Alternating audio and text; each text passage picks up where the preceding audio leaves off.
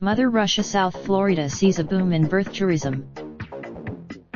Miami. Every year, hundreds of pregnant Russian women travel to the United States to give birth so that their child can acquire all the privileges of American citizenship. They pay anywhere from $20,000 to sometimes more than $50,000 to brokers who arrange their travel documents, accommodations, and hospital stays, often in Florida. While the cost is high, their children will be rewarded with opportunities and travel advantages not available to their Russian countrymen. The parents themselves, and the decidedly un-Russian climate in South Florida and the posh treatment they receive in the maternity wards, unlike dismal clinics back home, you can ease the financial sting and make the practice seem more like an extended vacation.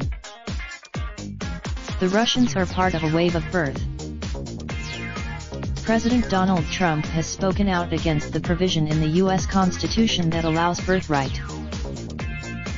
Although there have been scattered cases of authorities arresting operators of birth tourism agencies for visa fraud or tax evasion, coming to the U.S. to give birth is fundamentally legal.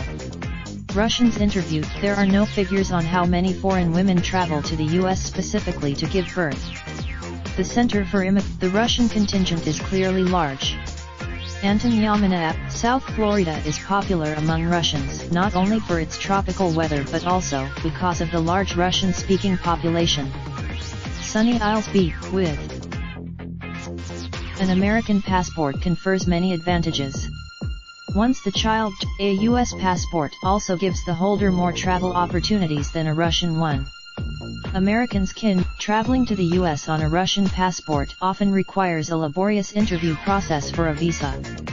Just getting an appointment. Some Russians fear that travel opportunities could diminish as tensions grow between Moscow and the West, or that Russia might even revert to stricter Soviet-era rules for leaving the country. Seeing. Last year, Jalef sold 2 cars to finance a trip to California for him and his wife so she could give birth to their son. Trump denounced birthright citizenship before the U.S. midterm election, amid ramped-up rhetoric on his hardline immigration policies. The president, the American Civil Liberties Union, other legal groups and even former House Speaker Paul Ryan, typically a supporter of Trump's proposals, said the practice couldn't be ended with an order. But others, like the Center for Immigration Studies, which advocates for less immigration, said the practice is harmful.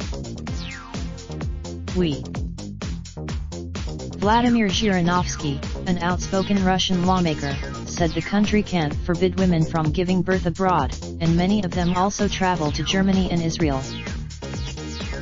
Trump.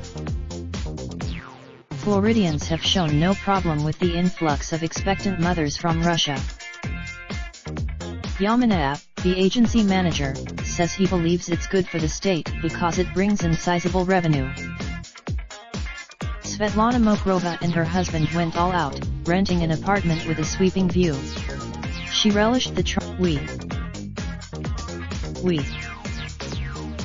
Zemlyanaya said that even her 2 nights in the hospital were a treat, like a. In contrast to the few amenities of a Russian clinic, she said she was impressed when an American nurse gave her choices from a menu for her meals. And